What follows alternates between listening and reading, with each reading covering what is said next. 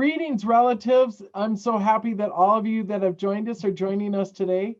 For those of you that are new to this, this is I don't even know what session it is anymore, with Dr. Darryl Tonemah. We've been doing this for at least 10 sessions. This is at least the 10th, if maybe the 11th, could be the 12th, I don't know.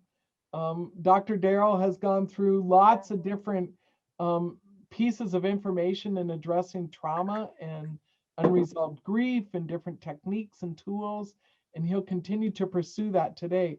So I invite you all just to take that moment and just find yourself and find your feet in this space, whatever that looks like for you. And we're really happy that you're here today. And without any more from me, I'm going to turn it over to Dr. Darryl. Thanks so much for being here.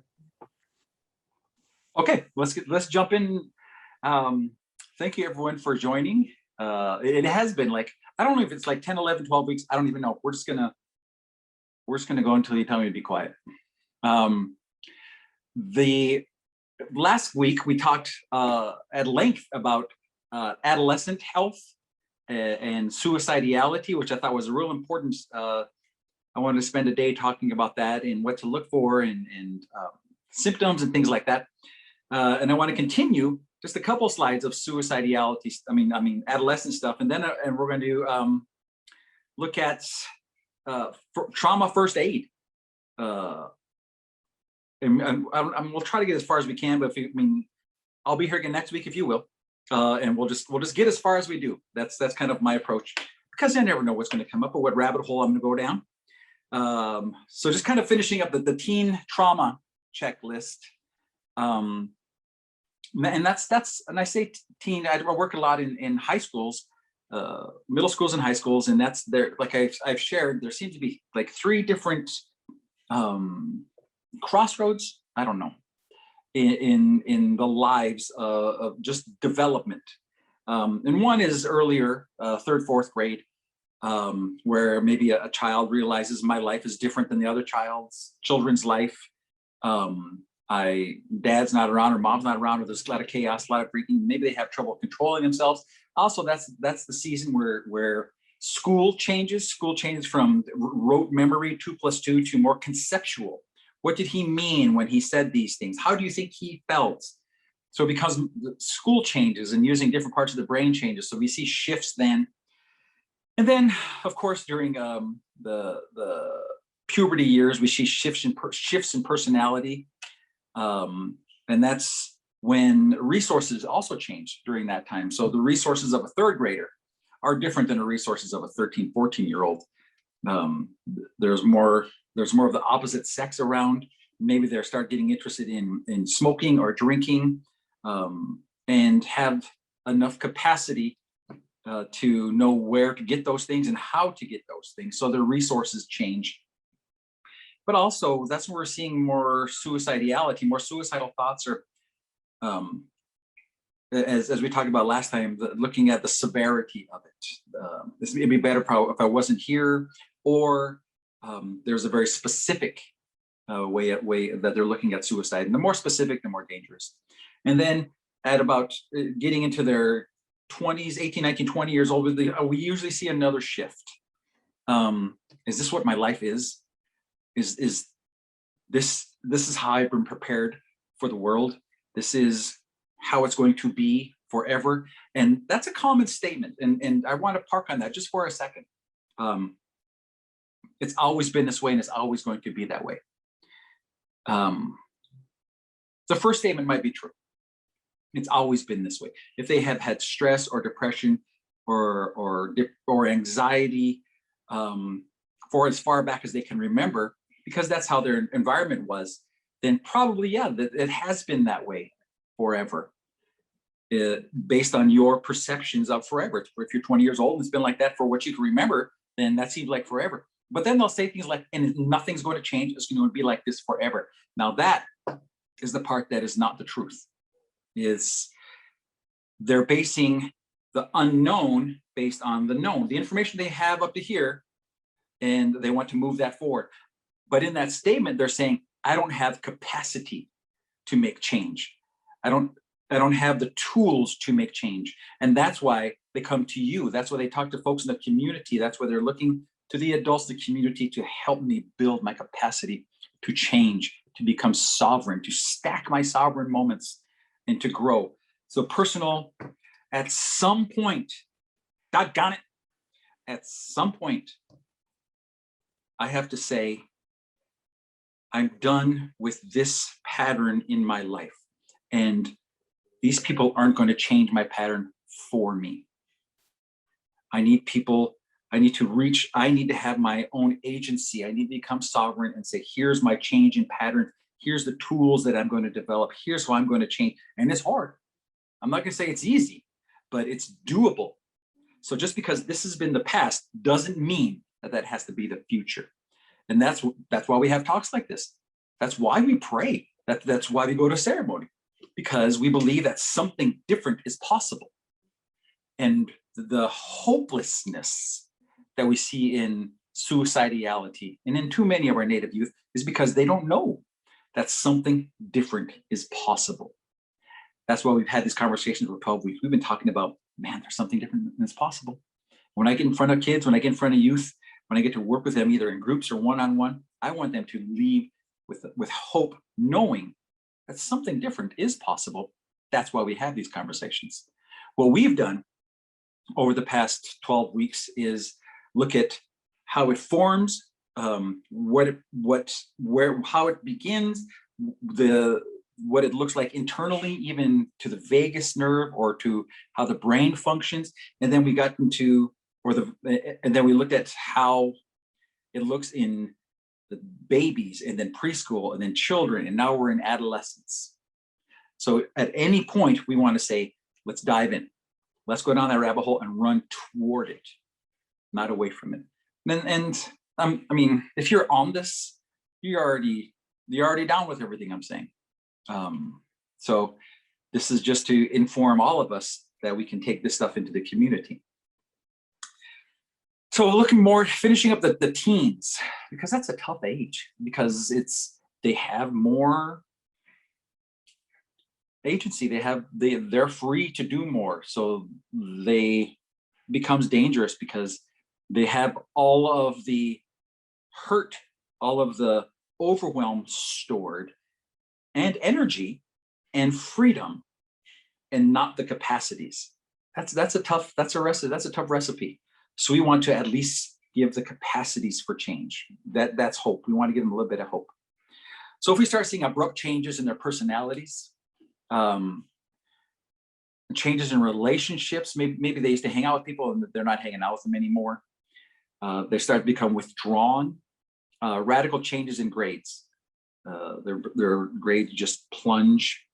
Sudden change behavior, life-threatening reenactment stuff, cutting, changes in mood, anxiety, depression. And at that age, they're more, like I said, they have more resources. They're more likely to start engaging in drugs or alcohol. And they may start unplugging from things that they enjoyed previously, sports, hobbies. They may become promiscuous. Now, I shared this last time, and I'd like to share it again. One of the things that we need to become aware of is vigilant about is you get a trend in these behaviors, and then all of a sudden, boom, things are bright and shiny again, real suddenly. Unfortunately, that may be when they've made a decision, because there's a load off their mind now. There's a weight, a burden has been lifted because a decision has been made. So kind of really watch out for those things. And I'll say this again. If they bring it up to you, you are not intruding if you ask questions or engage or keep them there or protect them from themselves. They brought it up to you for a reason. They never have to talk about it. They could talk about sunshine and butterflies, and you would never know that this is going on with them. So if they bring it up, they're bringing it up for a reason. They're bringing it up on purpose. So don't be afraid to dive in then. They're probably waiting for you to dive in, to ask, are you okay? What does this feel like for you? Tell me what's going on with you. So we want to look at first aid activities for trauma first aid activities. So practical tools that minimize trauma symptoms. We can grow to know the language of trauma, of the part of the brain that trauma understands, and help with the processing, to help with a sense of overwhelm. Because remember, it's overwhelm that we hate. It's that phrase, it's always been like this, and it's going to be like this forever. They're saying, I'm sitting in overwhelm, and I don't have a door out of overwhelm. And how cool that we can offer a door out of overwhelm. I just saw a 20-year-old yesterday on Telepsych, and poor guy. I mean, he had so many things happen in his life. And it's really interesting, started with a mother who had just chronic stress and anxiety, and she wasn't ever safe enough to pass safety onto her son. So he grew up with stress and anxiety, and then his father was an alcoholic, and his father died from the alcoholism, and he was the one that the hospital asked, should we discontinue treatment? And he was just, shouldn't have been old enough to make that decision. And then he had grandparents die all within just a short amount of time. And it presented as, he described it as stress and anxiety and depression. And he'd been on a cocktail of pills for years, he said, but it never worked. They never worked. They just kept him awake, he said. And so as we're talking, I thought, well, how long has this been going on? Then I asked him if he had a speech delay, if he was delayed in speech. And he said, yeah, how'd you know that? And then I asked him just if he had eczema. And he said, yes, I do, which is just telling me that this is chronic in him. It's stored in him. It started pre-verbally. So this isn't something that I'm going to say, well, tell me about this most recent thing, because it's been going on for a long time. So I had to just show him the door and say, your body is built for survival, and doggone it, congratulations, you've made it this far. You made 20 years old. That's awesome. Now we just have to look at some tools that you have to tell the brain and the body, the vagus nerve, that we appreciate your effort. I appreciate your time, but I don't need these tools anymore. So we start with the foundational stuff that we've talked about. The cold water, the water on the face, the better nutrition, the breathing. It wasn't so much the psychology, because he knew all of these people died. He knew all this stuff, and he had talked with people about it, but he still has anxiety attacks. It wasn't so much the knowledge of it. It was, I get it. I don't know what to do about it. A lot of the kids that we work with who are in the adolescent age here, they know what it is. They know what's happened in the home, all this stuff. They just don't know what to do about it. So it's not a matter of knowledge or psychology, it's more a matter of physiology. Let's open this door to the somatic thing and have you have some internal tool for these internal events. So our first aid tools. First of all, me, as he's telling me this stuff, be calm. Get yourself ready. Calm, caring, confident, and competent. Remember the 4 C's of trauma work? Calm, caring, confident, competent. Be calm. And not just say it. Say, oh yeah, okay, I'm calm. If you say, I'm calm, that doesn't sound very calm. Get yourself ready. Put your mask on first before you put the mask on the child next to you. Because they're reading your face, they're taking your cues about how they should react. And I always talk about social referencing. The number one tool is going to be, who are you being, and are you okay in this moment? We can talk about tools for blue in the face, but if you are activated, it's not going to be that successful. Particularly if somebody comes up with a trauma, if they've been traumatized recently, it's natural for us to feel amped up, or we get in mama or daddy bear mode. I would, and I do, because just like you, when I'm going to sit with somebody, I really want them to feel better. You're the same way. That's why you're on these calls. I really want them to be better. And so somebody tells me this awful thing, I think, man, I just want to smack somebody in the head. So take that time to check yourself. Make sure you're okay. It'll pay off. So we don't want to heighten this sense of overwhelm by us being overwhelmed. And that's one of the, I can honestly say, when I do work in training folks how to do this work, that's one of the biggest barriers, is people bring in their own history, their own, maybe their abuses or alcoholism that they grew up with, and it sits in them. And then they hear this story and it just stirs the pot in them. And so they start feeling, listen to this, the same way that the child is feeling, that the adolescent is feeling. So they start bouncing off each other. And actually that creates a spiral, a negative spiral. So what we want to do is know that what gets activated has become deactivated. And again, if you're on this call, you're further along probably than most folks in the community. We become healthy adults or calm adults by practicing restoring equilibrium, being sympathetic and parasympathetic, practicing being here over time. And the more we practice, the better we get at, and the more this becomes our default, this calm alertness. So once you understand this process, you can develop a hardier nervous system. The autonomic nervous system, it knows it has different defaults, and it's doable, it's possible. We just have to practice these things. And once you're able to do this, you're able to connect to the nervous system of the child, of the adolescent, of the adult, of the person that is in overwhelm. If you can control that in you, they borrow that.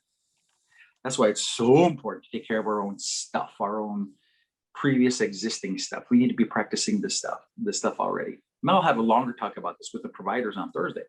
But for community groups, you want to make sure that we're okay, so I can help my family be okay. I can help them be better at these things. Darryl, are we only able to ask questions at the end, or can I come in and ask whatever you want. So you had mentioned something in regards to that had me thinking for the past few months now, since I've been in the counseling program at SDSU. You had mentioned something about the fact that if you have experienced trauma as a counselor or as a provider, and you have not dealt with your trauma, and when you work with individuals that have trauma, that there's that spiraling effect that happens, that you're just feeding off of each other. So I guess, can you allude a little bit more on that in regards to, as providers, as being the adult providers and working with adolescents, then if you do have trauma and that you've never processed it, then how do you begin to have that conversation within yourself? Or how do you begin to know, okay, I dealt with my trauma, so now I can work with these clients that have experienced trauma, so that I can help them instead of them helping me. Yeah, you don't want to ever become the patient in that moment. Well, let's take away even the word process, because when we say the word process, people are going to jump right away to cognitive processing. And they're going to say, have you talked about it? And like I've shared so many times, it's not in language, it's not in the narrative. That's not where trauma lives. That's where other things live. But trauma has a different spot in the brain. So processing of it is a very different animal than if you're processing some other logic-based problem. Trauma would be more, have you recognized it in you? How does it live in you? What are your somatic responses? And if those somatic responses are hampering your care, your provision of care to that person, then you haven't done the cooking on it yet. And that puts us into the stuff that we've been talking about for the past 12 weeks. Is you got to really start to harness that and get to know it a little better. And because what happens is in using cognitive language, then is this is how it's reacting in me, and it affects my ability to cognitively process it properly. And it affects my ability to have the proper language or the prefrontal activities that are really involved in counseling and therapy, that I can still stay focused and centered enough and calm enough that I can help the person across from me do what I should have been doing all along. So it's me recognizing, for my word that I use a lot, me having higher somatic literacy, knowing the information that my body gives me, and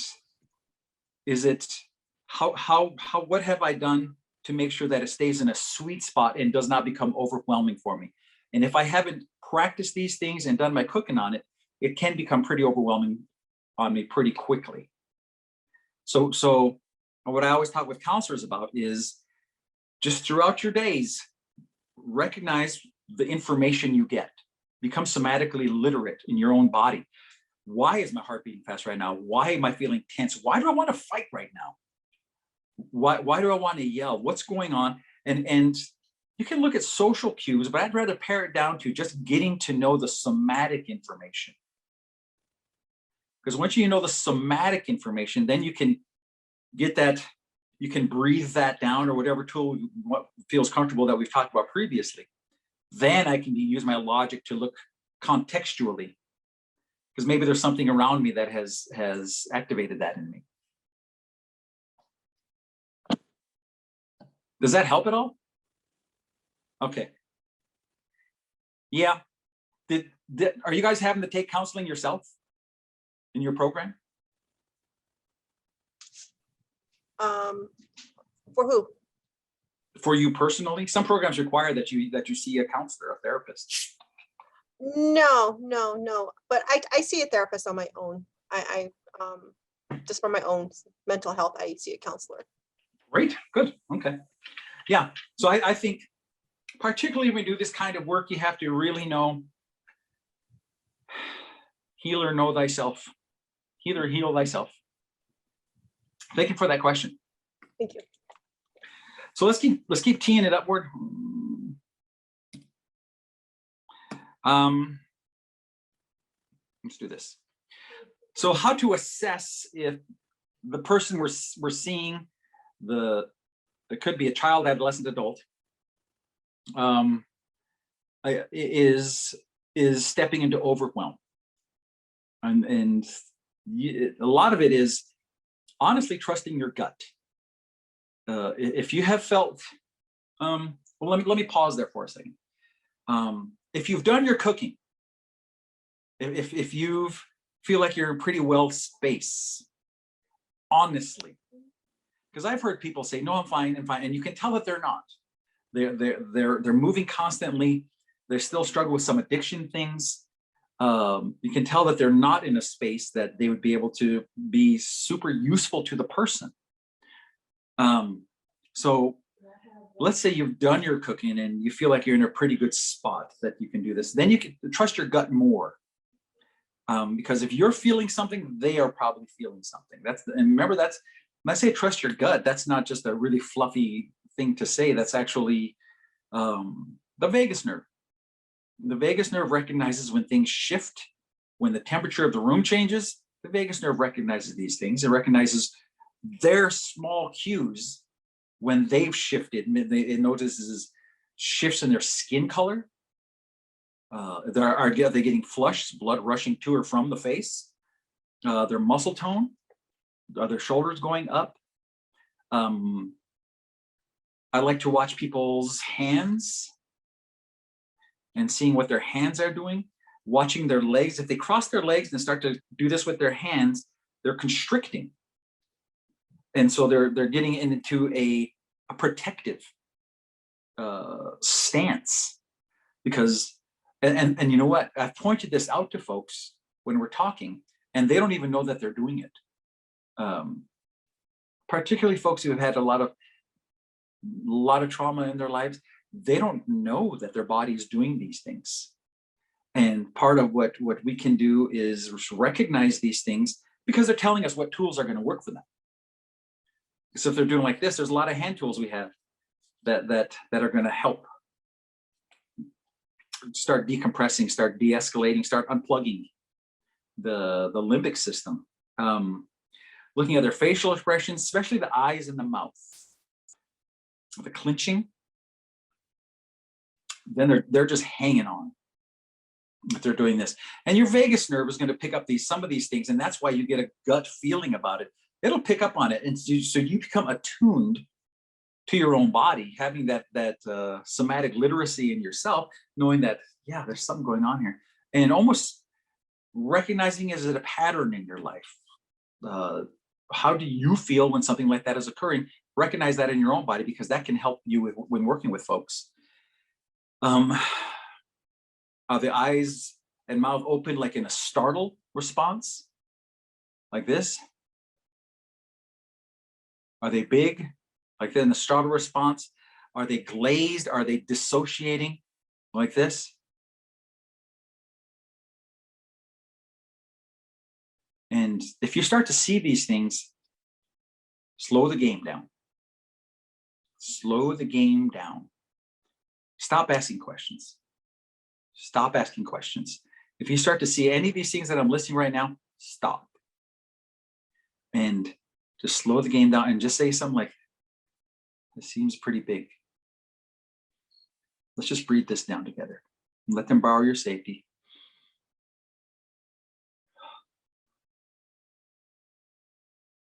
Do 6 or 7 heart rate variability breathing and ask them where they feel it. Where are you feeling this right now? Normalize it. You know, it's common for people to feel like this when they've gone through what you've been through. Prosody, remember prosody? Using the voice that they need to hear. It's not condescending, it's connected. That had to be awful for you. Where are you feeling this right now? And watch them as you connect and you're adding tools, watch them deflate. Connect, connect, connect, community. Watch their breathing go from rapid to deep or shallow to deep. See if they're dazed or confused, their speech is incoherent. Yes to any of these things, maybe that they're in overwhelm mode. And knowing that right now, I need to be quiet and I need to connect and create safety. Keep my voice, my prosody, my voice calm, steady. There's no jarring motions, anything like that. And just connect, connect, connect, connect. The thing that we've noticed in suicidality and a lot of suicidal folks is lack of community, lack of connection, feeling isolated, feeling alone. And to have this moment with you is, man, all of a sudden they're connected to someone. That's meaningful. That's big stuff. So then when you start to attend to the overwhelm, so you kind of recognize these things and they're in overwhelm mode. When you start to attend to it, let's let them know that this has to be hard. And that's all right. That's all right that you feel overwhelmed. That seems like a natural response. But you're not alone right now. Let them know that you're here to help. Let them know that you are the exact right person to be with in this moment. Let's take care of that. You're my deal right now. You're my deal right now. I want you to feel better. And we've talked about tools for the past 12 weeks. There's lists of tools, and just grab one of those things. Have a cold drink of water. Put this cold cloth on your face. Breathe with me. All these things we've talked about. They almost need to feel your protection over them in this moment, that you are their top priority and you will not let them fail in this moment. Let them know that you're confident that for right now, the worst is over. Now that you're here with me, this is going to get better. Things will be better right now. Let's get you feeling better. And then you stay with them with your undivided attention until they start to feel. And you can see it. I promise you'll be able to see it. They'll shift. They'll shift postures to something a little more relaxed. If they're just staring like this, maybe they'll break their gaze. Or if they're staring off, maybe they'll look at you. You'll see a shift, but connect. Let's keep going. Once they understand that you're connected and that they're safe and that you are their deal, the body can relax. To give up the control of the natural sensations, they may start crying. They may start shaking, which is all natural. And you can just say something like, go ahead and shake that scary stuff out. Go ahead and cry. That's healing. Say those words. Let them know that they're normal, and those are normal physiological responses. If they're shaking, that is a normal physiological response. If they're crying, that is a normal physiological. So the body's trying to heal when it's happening, and you stay present with them. Don't say relax. Don't say stop crying. Don't say calm down, and just be present. I say that feels pretty big, huh? Yeah. Crying seems pretty normal right now. I can feel it right here in my own chest.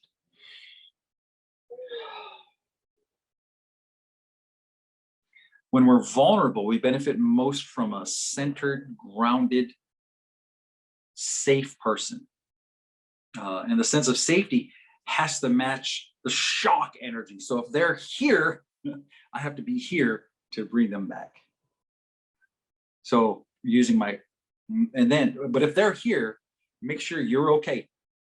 Because when they're here, and you've been around people like this, and you've been in a situation like this, when they're here, it's easy to go like that. So when they're here is when we take care of ourselves first, and then bring them here.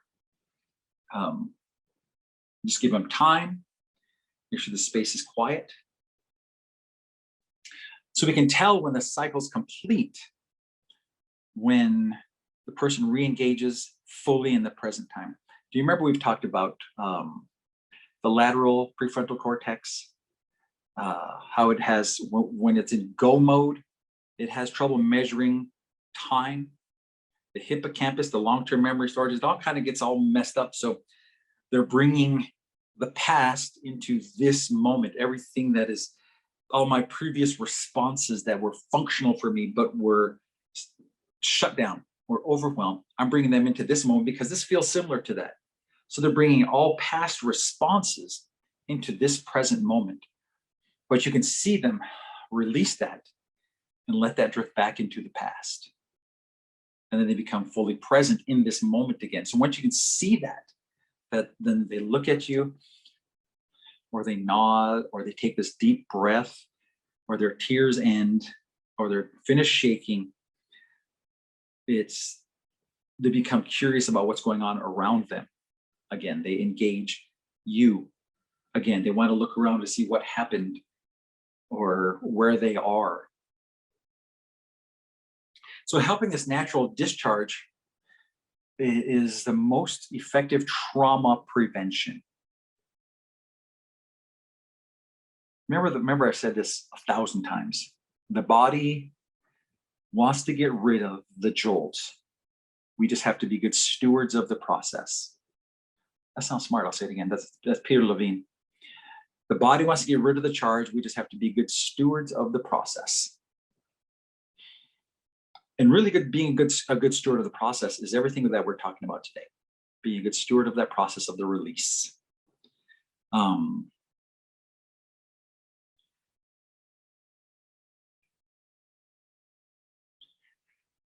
So let me see how many steps we have for. We were not going to get through all these today, which is okay. So let's break it down into steps. Step 1, check your own responses. Always.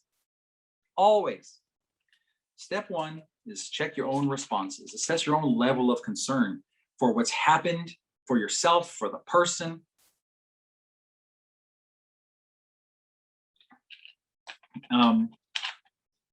Because if your level of concern is big and high, you're bringing that to the table. So take care of yourself first, breathe deeply, do your own heart rate variability breathing.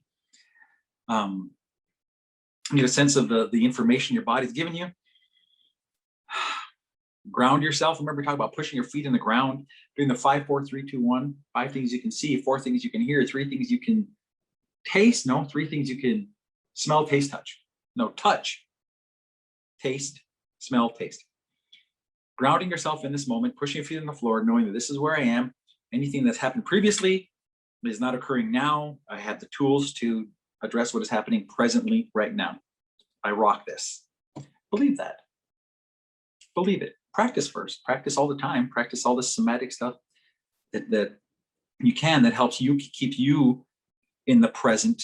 Because remember, Vanderkolk, trauma isn't a trauma is a malady of bringing the past into the present, reliving it.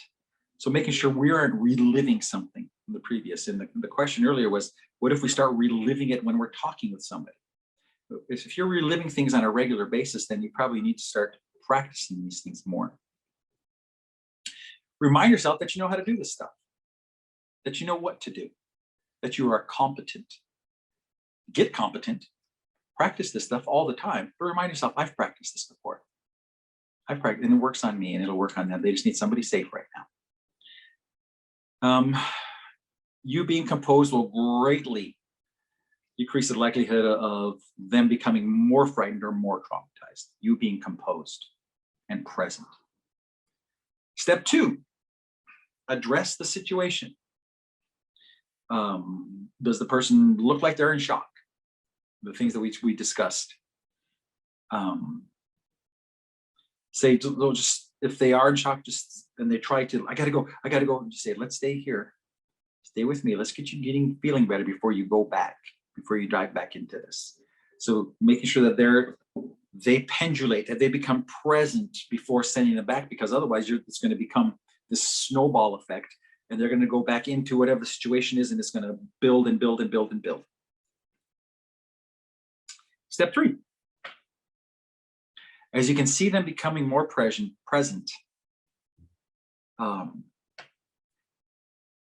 kind of guide them into somatic literacy. Ask them where they're feeling it right now. How's your heart beating? Is it fast or is it slow? Are you tingling anywhere? How's your breathing? Kind of almost go toe to head. Do you have tingling in your arms and legs, your stomach tight?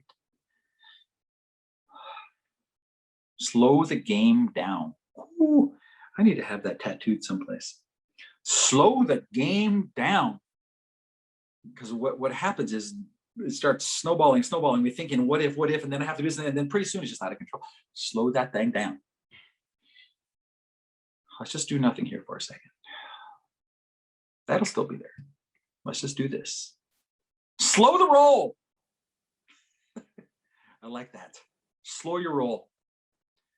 And ask if they said their stomach, then breathe it down with them. Say, breathe like me. Flute breathe.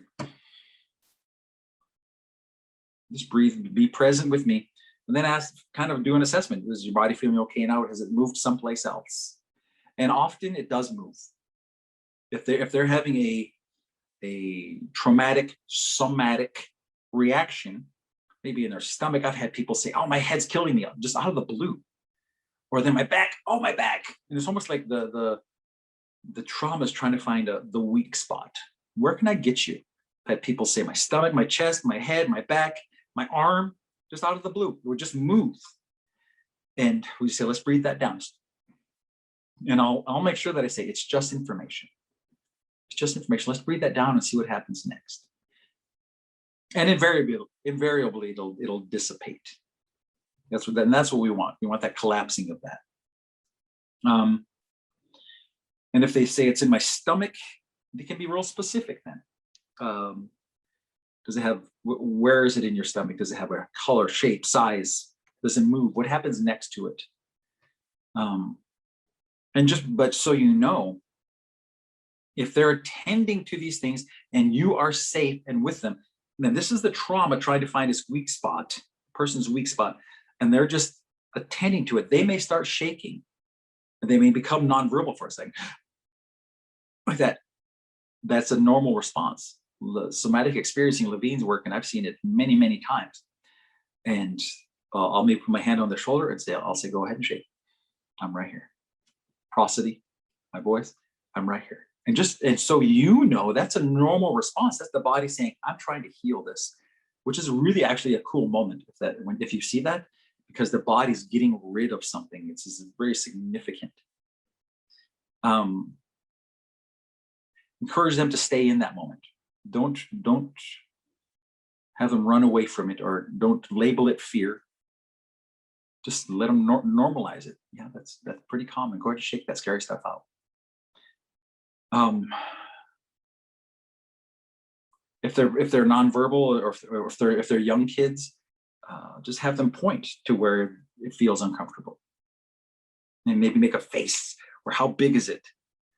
This big. Well, let's get it down to this big. Tell me when it's this big. And when you can see them coming back with pendulation, their vagus nerves getting back online. When you see them coming back, it goes from this big to this big to this big. You see it deflating in them, and it's very powerful. What's powerful about it is the human connection and them having a moment of sovereignty, personal sovereignty. They're stacking up their moments of personal sovereignty. And they go from this, and you just saying, pay attention to your information your body gives you. I'm here. We're creating community. This is safe. We're connected. That's pretty awesome. I gotta be honest with you. It's pretty awesome. Slow the pace. One of the C's, remember the 4 C's: calm, caring, confident, competent. One of the C's I've been encouraged is to add is chameleon-like, because it has to be a C, otherwise it's not going to fit the algorithm. Calm, caring, confident, competent, chameleon-like, which is slowly. They're gonna go at their pace, not your pace. So chameleon-like. You like that one? So now we're sailing the 5 C's. I'm gonna have 2 more C's by the time we're done here. Sailing the 5 C's, chameleon-like, going slowly. Slow down, follow their pace. It's not your pace, it's their pace. If it gets into your pace, you're going to create distress in them, because your pace is not their pace. And we have to be engaged with them, for them. Ooh, I'm going to say that again. It sounds smart. We have to be engaged with them, for them, so they know that they are the ones that we are connected with, and we're not trying to drag them into my agenda. I want to step into their agenda, into their pacing. Ooh, that's a good one. Come on now. So slow down, follow their lead. You can ask questions, but if you ask a question, shh, afterward. Don't ask question. We're not in court. It's not an interrogation. Where is it?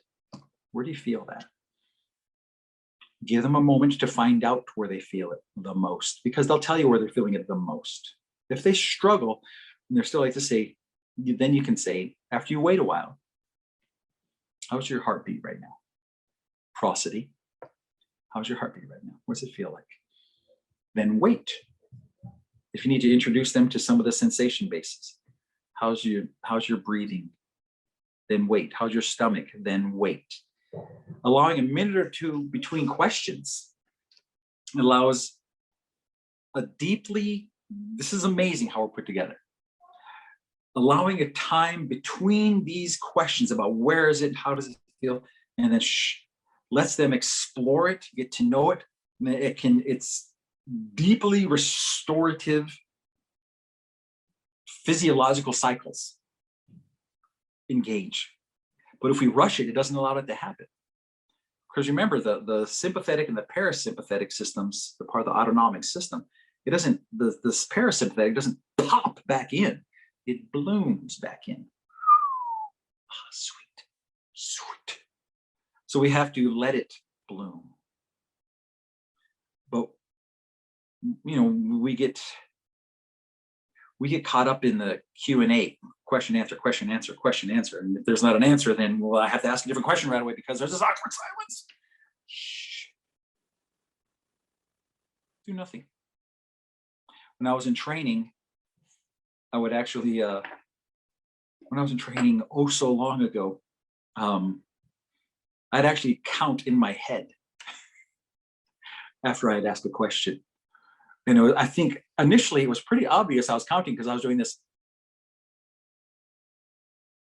while they were thinking of their answer. Like, what is that idiot across from me doing with his head right now? I was like 1, 2 in my head. So as I grew as a professional, I quit moving my head. See, that's where I am now. But now you can feel it. I could feel it. Once you engage and you ask that question and you're waiting, you see the wheels turning, you can sense that something's happening. So allowing 2 minutes is a long time. But nobody ever said we have to fill every second of the day with words. I know I have to do it from 3 to 4 o'clock your time, is that right? Every Tuesday and Thursday, but otherwise, you know, it's just silence. But I'm feeling this time. But when you're meeting with somebody, nobody said every second has to be filled with words. Too many questions too quickly can just disrupt the natural flow of it, the natural course, because if you ask them a question about a somatic response and they engage that somatic response as a very midbrain activity, reptilian brain activity, and then you say, well, what about this? You're pulling them out of it. So let them sit in it and increase literacy, increase that somatic literacy. Your calm presence and patience and I want to use a better word than presence and patience. It's almost like full engagement. You diving in and having a full heart for that person. That could be enough to facilitate that moment, that release of energy, that discharge, because maybe they haven't felt safe since the event occurred, and you being safe, and maybe that event occurred 30 years ago, for crying out loud. But you being this person, fully engaged, fully empathetic, fully with heart. I think that's really sums it up. With full heart for the person, really wanting them to heal and being safe for them. That may be enough. After you ask some of those questions, they feel safe enough, they could discharge that. And it can't be rushed. Can't be rushed. It'll happen when it does. Their body heals as it does. We just want to be consistent and present and enough. I got it. What do I mean when I say that? We just want to be enough for the person. Darryl? Yeah. Can we practice that with our grandchildren or with our pets, to just be there and to not need to control them? Oh, yes, absolutely. Yeah. You should see how kids respond to this. Oh, I imagine pets too. Yes. And I can think about my own children, and you've probably done this in your life previously. We just haven't put these words or anything to it. But with my own kids, when I'm fully present and just there, engaged and enough for and with my kids, it's a whole different deal. You can feel it, and I think that's really what I want, is for you to be able to feel that with them. I think for me, the hard part was being a codependent and having to let go of needing control. Yeah, absolutely. So anything, for me, The Language of Letting Go by Melanie Beatty is a daily reader. And it helped me over the course of a year, just by reading one page, learn to unwind that tension a little bit of needing to be in control. And Right. that really helps with being present for the kids. Or for me, it was middle schoolers, but for adults as well. What you're saying makes total sense. And there's probably a block to being effective. Because lack of control means chaos. And even though it may not have been externally chaos, it was internally chaotic. And so needing to control because I'm feeling internally chaotic, that's gonna put the brakes on this moment pretty quickly, because we're gonna try to over-engage. We're gonna try to talk too much and try to pull things out rather than letting the process happen. Thank you for sharing that. That's not uncommon. Let me finish this and then it'll be time to go already. Oh my goodness. Hold on, let me move this down here.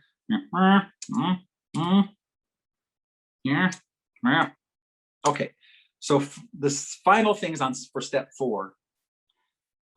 Be alert for cues that the cycle has finished. Remember, they're re-engaging. They're re-engaged with time.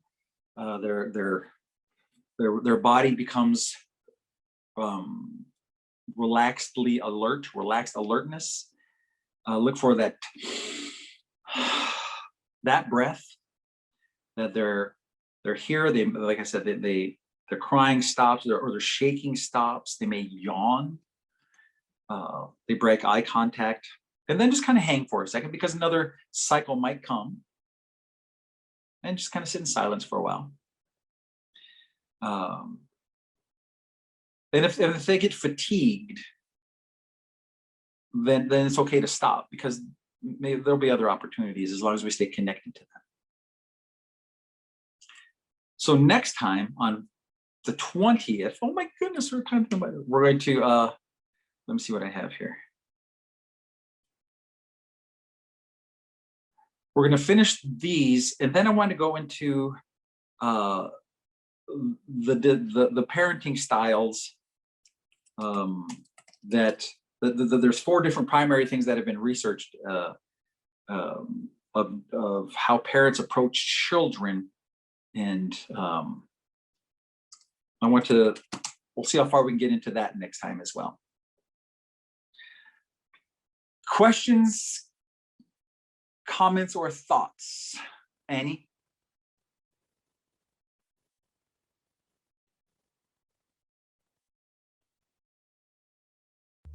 Sorry, I was typing. I saw that. I can't type and talk at the same time. Oh my gosh. You can tell I just misspelled everything. I'm trying to get your email address up here. Okay. Oh, yeah. If you have a question, dptonemah@gmail.com.